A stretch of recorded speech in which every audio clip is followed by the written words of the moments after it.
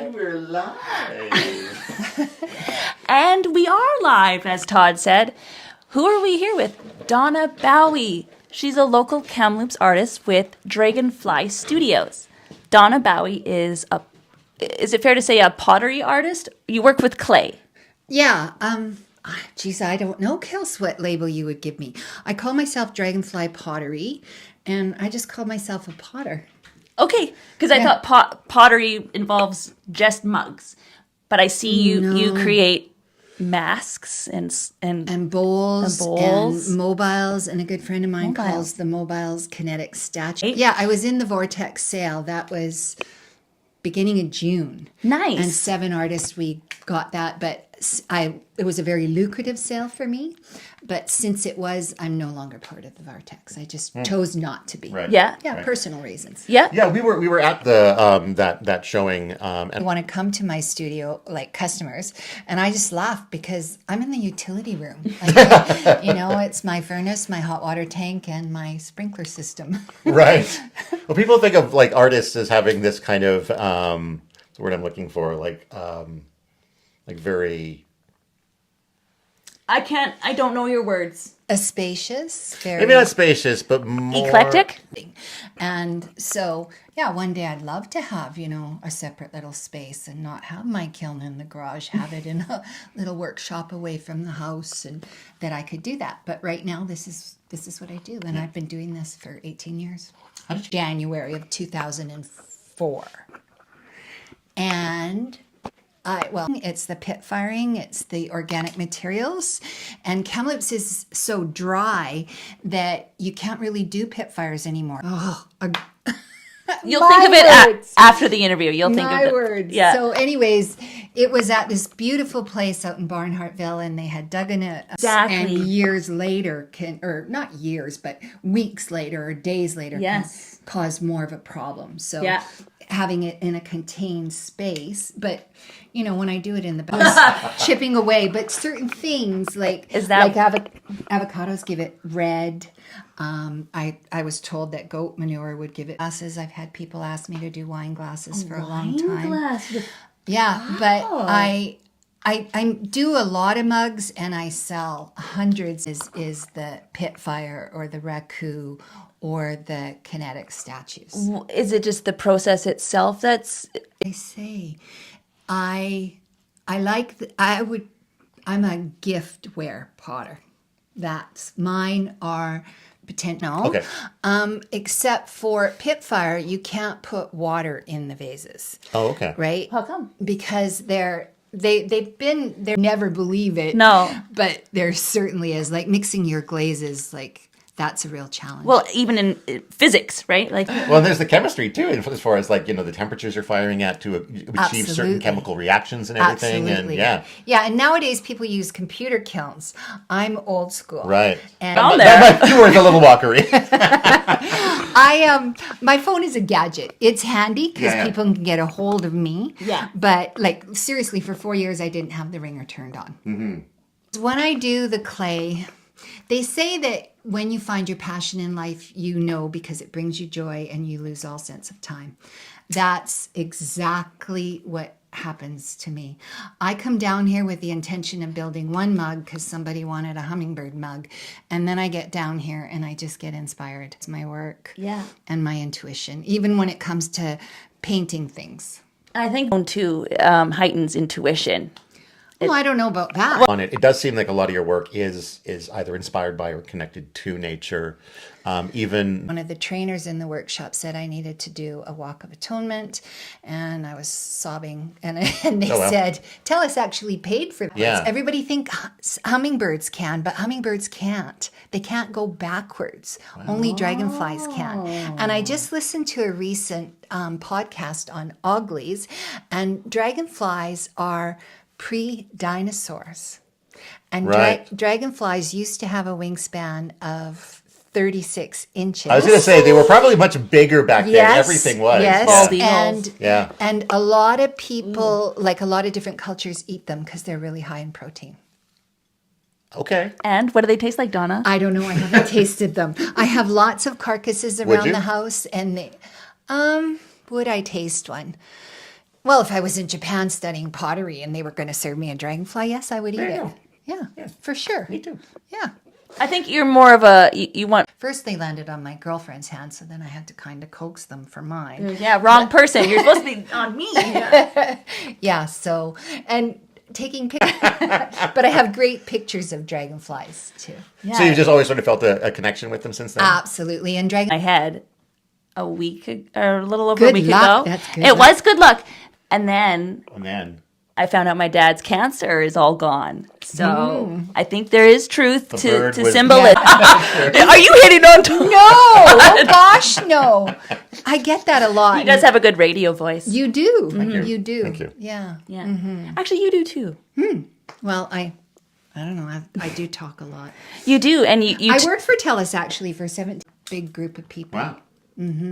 I quoted Nelson Mandela's speech, and it's Marianne Williamson's speech. Okay. But Nelson Mandela read it in, "You're a child of God.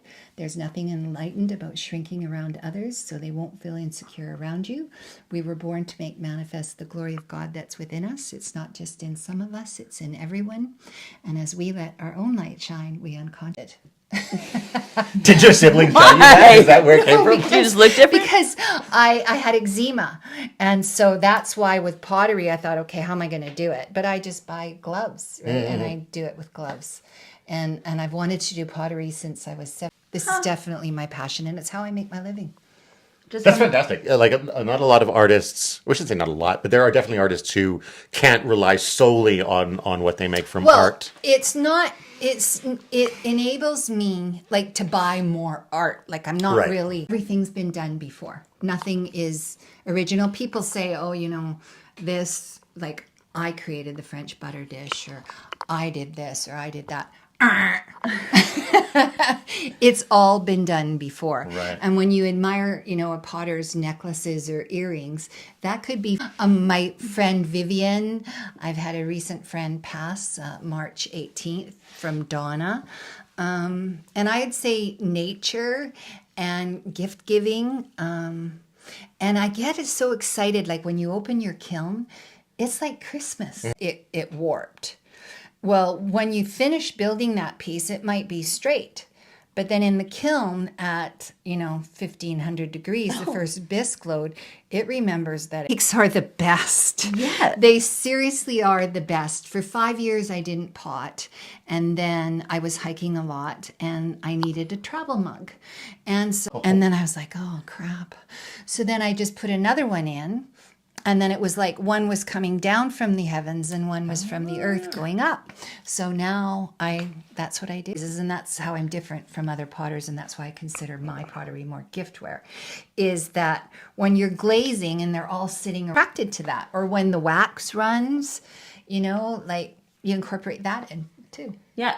I like it when things are not cookie cutter. Oh, mine definitely aren't. Like Yeah. if you're looking for a round mug,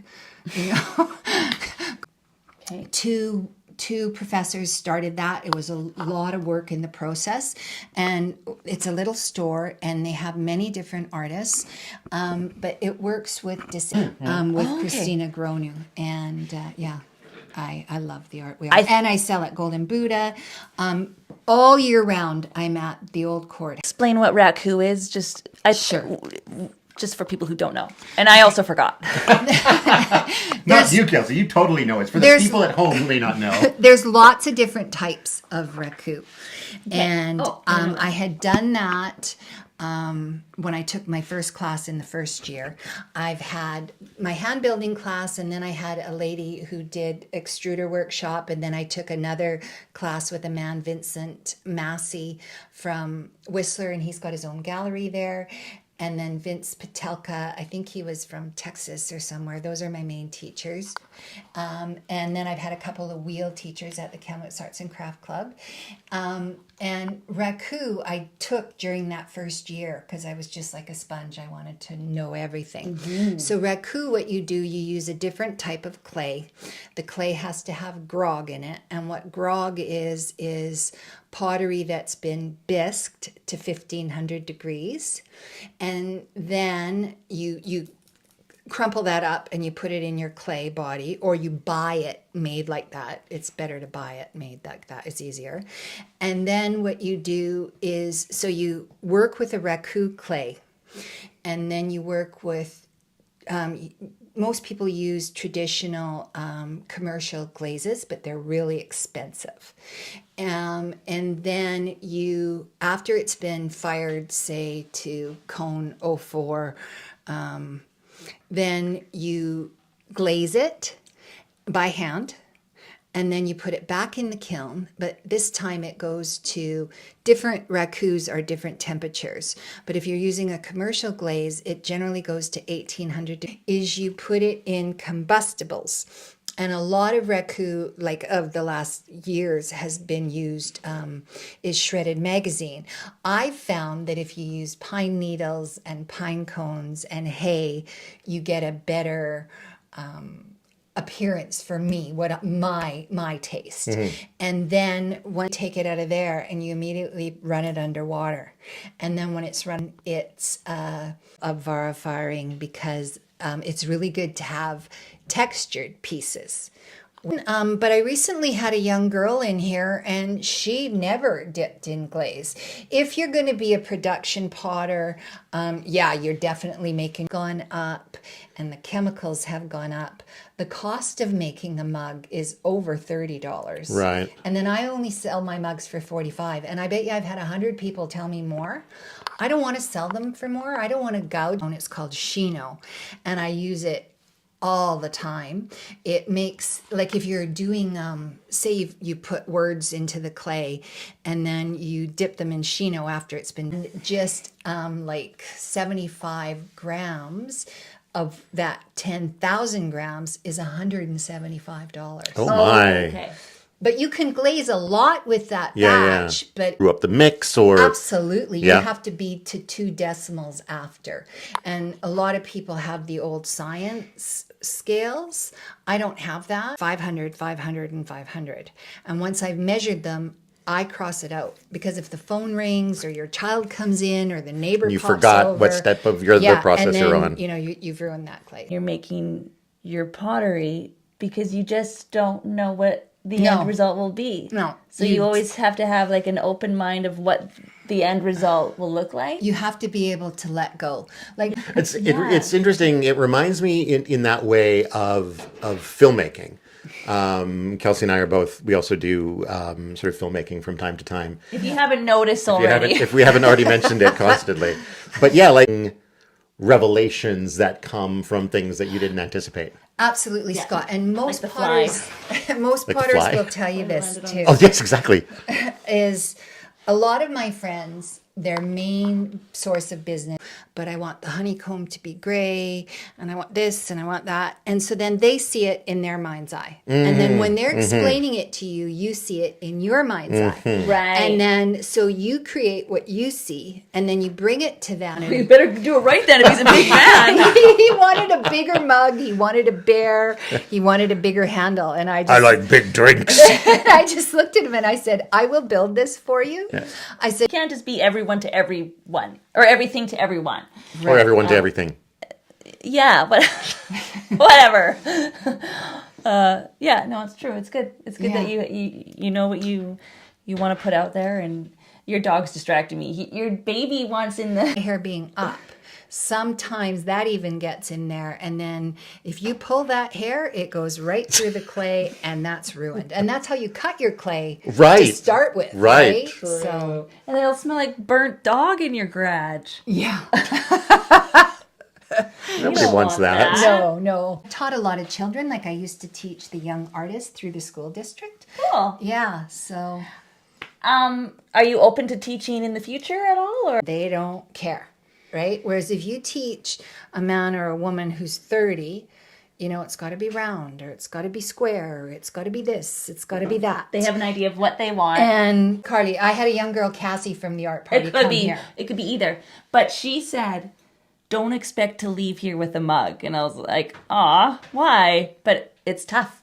And yeah, it's true. You can't expect to come home with something perfect, because It's a big look. A lot of mine are hand painted. Like my dragonflies, I used to paint 4 times, and then you wax the dragonfly, because after you've painted it 4 times, when you're going to dip it, you don't want that glaze on the dragonfly. Right. So you wax it, and then it goes back into the kiln for another 24 hours. And speaking to, when we were at the art party playing with pottery and clay and doing it ourselves, I do still have to go back and glaze my thing.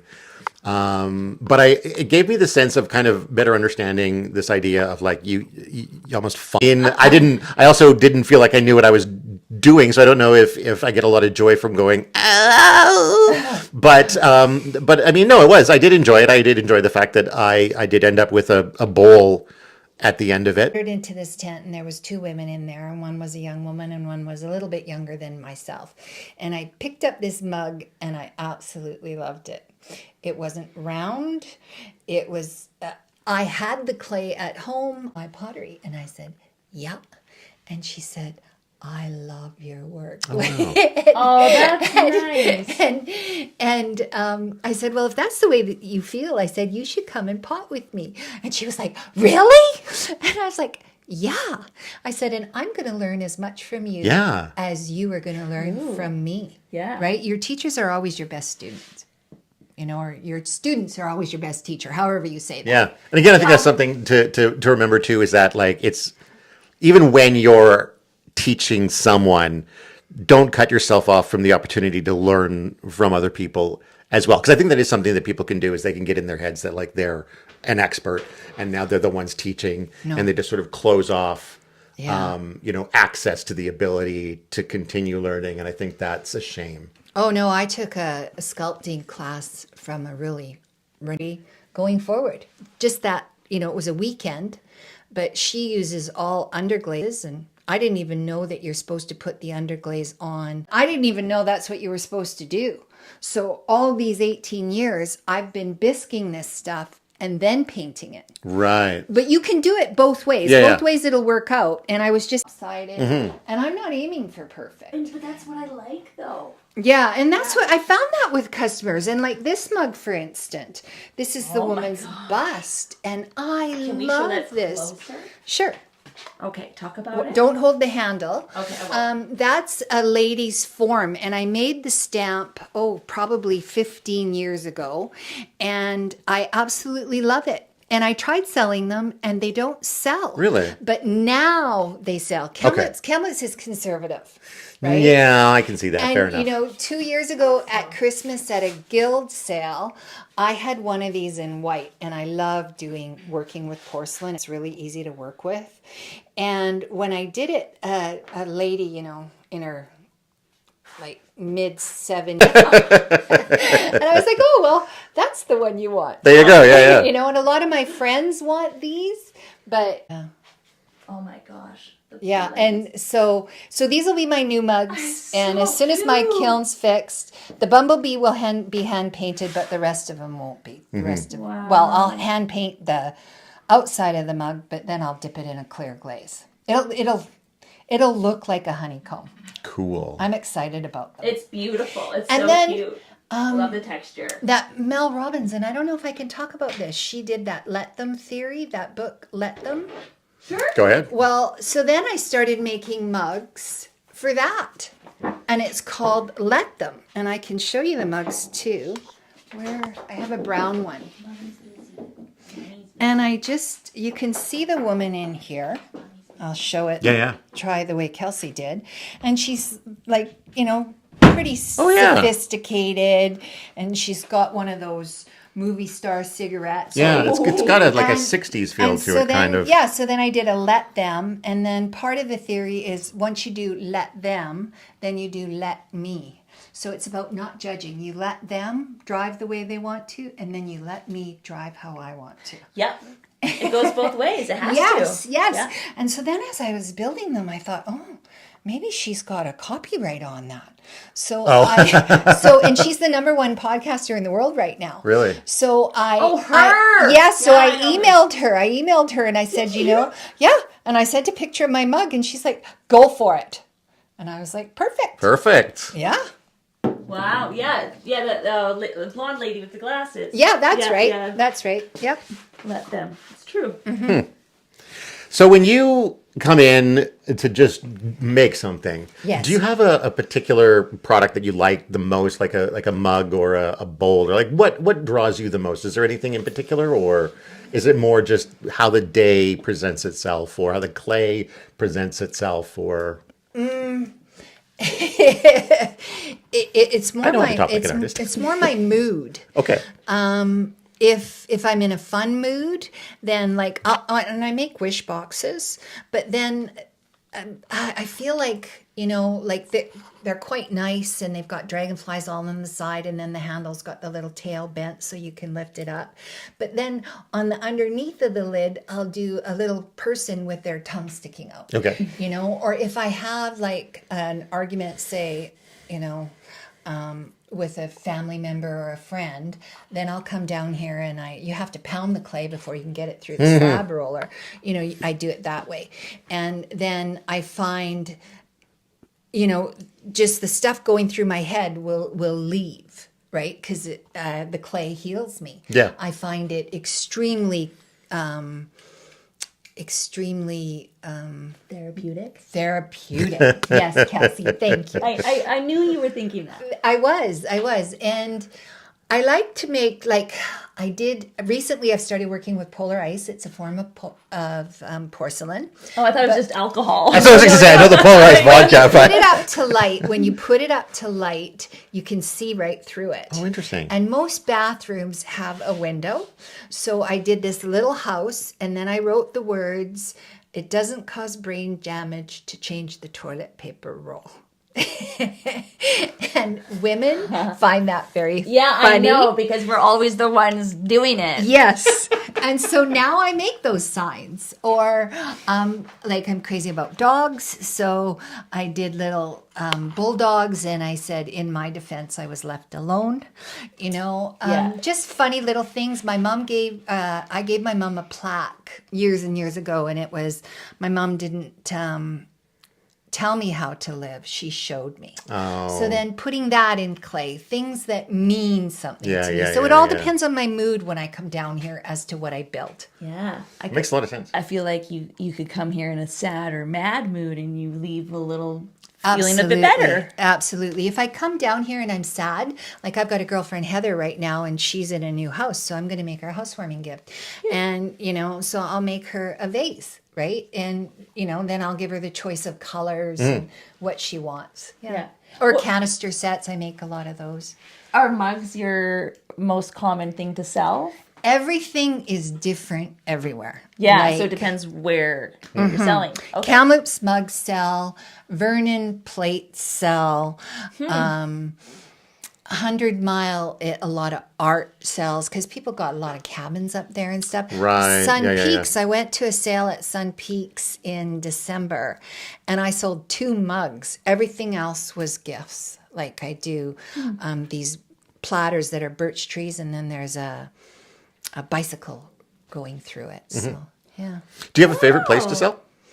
My favorite place, I'd say the Courthouse and Artisan Market. The Vic is pretty good too, just because I've got a really good relationship with Reeve, the owner. I recognize your work from there because I was waiting to go to the bathroom and there's a lineup, and I was like, oh, look at these beautiful mugs. I didn't know you then. But the reason I say the Courthouse is because I get to see the people. Yeah, and I don't do sales just because I'm over 60 and carrying the things. Like I'll do, a Christmas sale. This year I'm going to do a Christmas sale in my home. Oh, cool. And I'm going to have another potter, and I'm going to have a jeweler, and I'm going to have a lady who does scarves, and a chocolatier. Oh, wow. Your home is beautiful enough to do that. It's a great location too. Yeah. Right? Great location. So we're going to blast Facebook. And I was going to say. First time I've ever done it. It's still a ways away, but if people wanted to stay abreast of what's going on with that, would Facebook be the way to do it if they want to sort of stay on top of when this Christmas sale is coming? Facebook is definitely the way. I do have an Instagram account, but I don't use it. I get it, tech stuff. And lately I don't even use Facebook. But when it comes time for this, then I'll advertise. Sure. I'll go on there and stuff. Yeah. Yeah. Because it sounds like something that people would definitely want to check out. Sort of like almost like one of those like bigger markets, but like compressed. Right. Well, I found, Todd, it just amazes me. People from Boston or Texas or, Alberta will and I make a lot of urns for ashes and Really? stuff, or pets' ashes. And then, the dog's name is Dante, and you put the dog's name and then little paw prints, and I sell a lot of those. Wow. Yeah, people it's word of mouth. Yeah. Word of mouth for me is the best advertising. It usually is, from everything I've ever heard from anybody over the years, that like you can't beat word of mouth, because it's personal testimony. It's somebody saying like, I had this experience and it was valuable. Yeah, it's the most trustworthy. Yeah. Well, yes, and I did a farmer's market one year because this house flooded and I needed income. So I did farmers markets on Saturdays, and this couple came and they looked at mine and they lifted it up and they said, "Oh, we used to have one of these Dragonfly mugs." But the woman said, "Oh, but ours fell apart."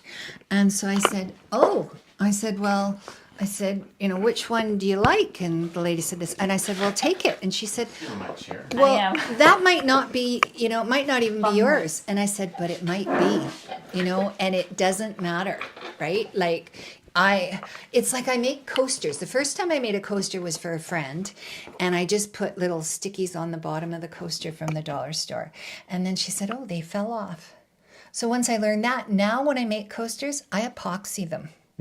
Because I don't want that connection with my work. I want people to enjoy it. Yeah, for sure. And get a hold of me if it doesn't. Epoxy, that's a whole different realm that you can get into as well. Oh, and I have to do a lot of that too, because a lot of mine, like I make stuff that hang. I make to hang them, or I do a lot of my horses running through the birch trees with the native moon, and I hang those as well. I hang a lot of my stuff. I hope you're the right artist that I'm thinking of. When I'm thinking back to the old Federal building, was your art piece like a hanging, they had like plates? Yes. But faces on the plates? Yes. Oh, I love that one. Yeah. Did that sell?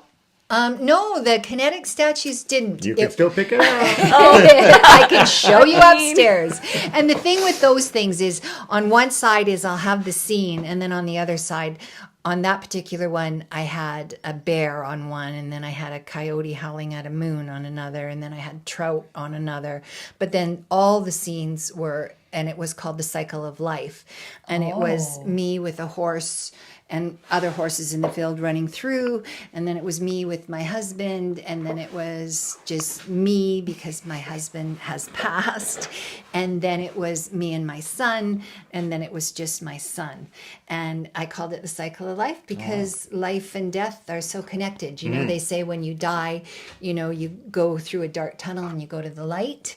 You hear that all the time. But in birth, you go through a dark tunnel and you come out into earth. That is true. Right? Same thing. I had a thing to say, and then it went. Well, that's happened this whole interview. that is our You're doing so good. whole vibe. The number of times on a stream. I know.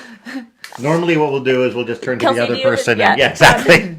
Do you ever get the temptation to dabble in other art mediums? Absolutely. Well, that's how I started. When I was younger, I used to macrame, but again, I wasn't the average macrameer. Mm-hmm. I would macrame stuff that would be 8 feet long, would hold 8 wine bottles and 12 wine glasses. Holy that was my moly. macrame. Yeah. And party.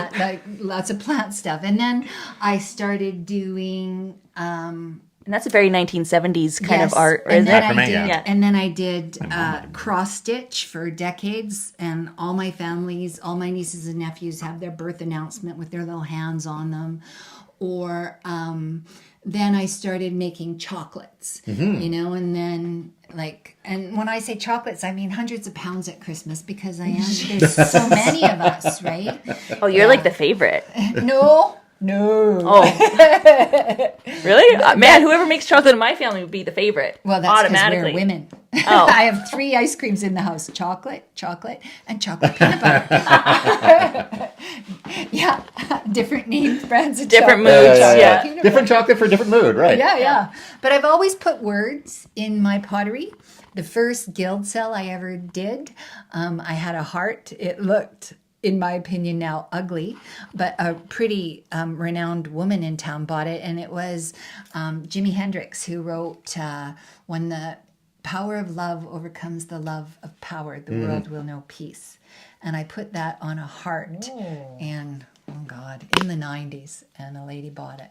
Wow. So you can use quotes from famous people, and Yes. no one's gonna arrest you. Yeah. Well, and That's pretty cool. Well, but also like when you do that, you can put Jimi Hendrix in there, or like Masaru Emoto. He's a Japanese doctor who wrote The Study of Water, and and so then when I do his quotes, I put Isaru Emoto, right? Because it's not mine. I don't want people to think it's mine. I've heard. I don't know if it's from that person, but be like water. Oh, no. Whatever it means, just be like water. What does it say? When you love yourself, you love and thank all of existence. That's Isaru Emoto. That's his quote. And it might not be his, because it could have, They could have borrowed it from somebody else. from Gandhi, right? Like, who knows? Yeah. They're all great messages. So you have a certain feel like that you want other people to have too. Yeah. It's good. Similar to Cindy, she had like these high vibrational quotes and stuff, and I could see some similarities. Mm-hmm. Yeah. I can't see an artist being like negative and spreading mean things. No, It's not often, I guess. No, I'm sure it's happened. So. Oh, I think so too. Yeah. Well, yeah, Like, where was that guy that just splashed paint everywhere, and he never got famous till he died? He was a pretty Pollock? angry guy. Yeah. Really? Yeah. I didn't know he was angry. I could tell. Yeah. Or he was just I mean, there's some art that dabbles in negative or difficult or disturbing things for sure. You're right. Maybe not necessarily pottery. But it could be part of their it could be pottery because it's part of their healing journey. Like if a potter went through a divorce, or if a potter, then it would come out in the work, right? That's like true. I can remember doing trauma often comes out in art as well. I can remember doing this one butterfly vase, and I was just sobbing the whole time I built it, and I thought, oh, who's going to buy this, right? Because my belief is it does hold a vibration. So were you sobbing just because of what you were going through at that time? Nothing to do with the art? No, nothing to do with the art. And then, but building it, I was sobbing the whole time building it. And then when I glazed it, I hand painted the butterfly purple, and it was porcelain. It was white. It looked beautiful. But when it was built, it was sadness, right? Mm-hmm. But butterflies to me are new beginnings, right? So, yeah. And I definitely think that there's a place for that kind of art. I've had books that I've read when I was going through incredibly, trying times that like I connected with because that was reflected in the book, and it was that sense of this experience I'm having is not unique to me. Right. Other people have had it, and they have survived, and they found a way through. And through this connection, I'm feeling like that I now acknowledge my own ability to potentially get through this. Yeah. I think art speaks to us in a variety of different ways, and we can be moved by things that are darker. Or Todd is moved by funny puppets. Sometimes I am. He collects little stuffed animals that speak to him in a way. Oh, they're silly. Those aren't puppets, but yes. Oh, yeah. But some people, like the same book that you're reading, somebody else is going to read that book, and they're not going to get the same messages as you. Yeah. They're going to get this, completely different, right? True. It's all different interpretations. And that's a whole other conversation about is the interpretation, if it's different from the intent of the author, is that interpretation still valid? Do we care about what the author intended once you've experienced it? You know what I mean? Like I've noticed, sort of off topic, but there was like a Tom Petty song on the radio, and it's a song we hear all the time, but it was just because of that day or whatever I was going through, it just hit harder, and I was like, but Isn't he the one that sings when a tree falls in the? Oh no, that's Leonard Cohen. No, that's, I think when that's... the tree falls in the forest, does anybody hear? I'm like, That's yes, the other not tree's Leonard here. Cohen. Who is that? That's another Canadian. Well, I know Bruce I saw Coburn, Leonard Cohen. I think. I think it's Bruce Coburn. Oh, well, I saw Leonard Cohen in concert. Oh, wow. And his guitar got left on the plane or whatever. Oh, no. And he was furious. Like, he played at the Sagebrush, but he was not happy to be there. And I thought, wow, buddy, you got a big ego. And this has been a horrible concert, and you should have went home. Yeah. Yeah. Indeed. Yeah. So his bad mood, like, it leached everywhere. Yeah, interesting. Yeah. Is there any, going back to the different art forms and being tempted to dabble in something new? Well, right now in September, I'm taking a painting class. That's exactly what I was going to ask. Like, Yeah. is there something you're about to or want to that you haven't Yes. Is it Yeah. acrylic or oil? I don't know. I know the artist Even that better. I'm going to go, but I don't know what just medium open. I'm going to try. And my goal is to eventually be able to paint on the pottery that I have, right? But paint with glazes is a whole nother thing. A lot of Because people are successful at it. There's a lot of potters that are really successful, like Tammy Alanti, but now she lives in Fiji, but she painted beautiful horses. I feel like if you learn watercolor, maybe that would be a helpful medium. But watercolor is the hardest one to learn. Exactly what I mean. No, I'm not learning that one. I'm going to have joy when I learn. Well, because with glaze, doesn't it kind of like bleed into the next Yes, color? So I yes. think watercolor is sort of like similar. I don't know. That's my Yeah. I would love to learn watercolor. yeah. I just think it's such a unique... I've tried Look. watercoloring, and I did like a tree and a crescent moon and a little trail, and it looked ridiculous. And it's funny, I think, because watercolor is, I think, some of the first paints that kids have access to. Yeah. Those little discs, and that's watercolor, and yet I guess to do it properly, whatever the f that means, is difficult. Hey, I'm trying to I'm trying to be good for TELUS here. You did good. We can say So it's odd that, like, again, I think it speaks to what you were talking about earlier about how kids just don't have those preconceived notions when they come to art. And so you take this watercolor, which is maybe considered the harder of the paints to use, and they don't care. They're just like, no. This is what Dad looks like, and So you do this have is my house. And You do have a preference over what Well, kind of I painting. did take a class on painting with ink. And then Oh. you put alcohol and ink on your piece, whether it be a tile or a plate, and then you used a straw to blow it all over. Oh, okay. And I did do that, and then you can outline it. And I did a birch tree, and the plate was just white, and then the birch tree was, the tobacco browns and the grays, many, like 4 or 5 shades of grays. But It didn't look the way you no, hoped. it didn't look the way I imagined it to. So I want to learn more. Yeah. Yeah. yeah, about Maybe that same kind of paint, but with a different design would be. Yeah. I don't know. Yeah. Gonna experiment. Find Yeah, out. it's good. It's good that Yeah. you're open-minded to Yeah. do so, and not you don't get discouraged easily. And that didn't work. I don't have the thought. It's like I took a teapot workshop with a really famous potter. She sold her stuff to Bill Clinton. She's in the pottery world. Everybody knows her name. And when I took the teapot class with her, you were slumping it into a hole on a piece of wood, and then you were slumping another piece, and you were joining them together. Well, the first time I slumped, it fell right through. So then I wedged some more clay, and I did it again, and it fell through. So I did it a third time. And then later on, like months later, I became friends with one of the ladies in the class. And she said, when we were in that workshop and you kept doing it, I just couldn't believe it. She said, I would have quit and went away. And I never had the thought to quit. Mm-hmm. One of the traits that I came in with is perseverance. And you just persevere. There you go. I like that a lot, and that could be translated throughout life too. It doesn't have to be Exactly. just an art piece. Exactly. Yeah. Persevere. Yeah. So we have like a minute left. Mm-hmm. So if you have anything extremely important to mention? Yeah, anything that we didn't ask about that you want to chat about? Tell us, the most important lesson you've learned in your life, or your favorite. Well, we already covered your favorite ice cream, I think. So, What do you want for Christmas? what do you want for Christmas?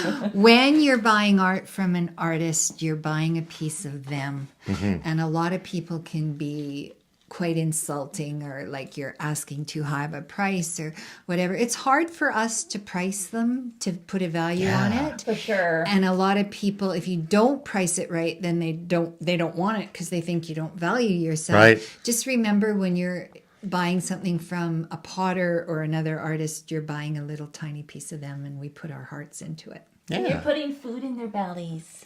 yeah, or more clay on Or the kibbles for their dogs. clay table. But it does help to learn about how expensive glaze is, and it does. And then I realize I'm sort of doing the math, and it's like, well, you're only really profiting. You're only making $15 per mug, kind of thing. And it's like, that's a good deal. Yeah, yeah. I mean, they're priced at $45, but what Donna actually gets is she profits $15 from that. So Yeah, And so that's not my time, right? Because yeah. way more than $15 is my That's time. right. Yeah, which again I think is maybe something that not a lot of people think about or acknowledge, because they just see sort of the finished thing and think, I'm going to judge the value of it based on what I see. I could go to Walmart and get this. Exactly. And it's like, exactly. but you're not going to get personalized. Because it came off an assembly line, and there's like a million others that look exactly the Yeah. same, and whatever else. Yeah, and some people like that. And if that's what they Yep. like, then that's their thing. No, That is true. Not me. I like to see your fingerprints in it, and I want Yeah. to see your little tears. Yes, Well, exactly. and that's how I it's get my easier to mugs frame to people for stick. crimes if you can steal their fingerprints from the clay. Sorry. Yes. It's okay, That's exactly Todd. It's all fun. Would you like to say hello to your son or your? I'd like to say hi to Jordan. I'd like to say hi to my Jordan. brother Rob, Hi, Rob. my brother Mo, my brother H, my sister-in-law Sherry, my good friend Vivian, Luba, my healer Sandy, for sure. I want to say hi to Sandy. Yeah, and all my fellow potters. And Karen, I sure hope that you get a kiln. Yeah, Karen, Yeah, Karen, get that kiln already. we're on your Jeez. side. Get that kiln. Oh, but you have a kiln, but it broke. Right. So I'm in the process of fixing it. Pooh. It's been a big process. It's been over $1,000. Oh, that's a big process. It's still not running. So remember, Donna's art is at the Vic Art We Are at the courthouse. Golden Buddha. Golden Buddha. True. True. I also sell in Greenwood and at Parkside Gallery in 100 Mile. I sell in Clinton. I used to sell in the Kootenays. And if people want to look you up on Facebook, It's Donna Bowie or Dragonfly Pottery, or my name and pottery in the title. Yeah, and they can get a hold of me. Cool. Thank you so much, Donna. Yeah. Well, thank you so much. You're welcome. I'm really, really grateful, Todd. Really grateful, Kelsey. Thank you. Yeah, thank you so much. we enjoyed the conversation. So thanks for I learned a lot. hanging out with Yeah. us. So And I hope that you can teach me sometime.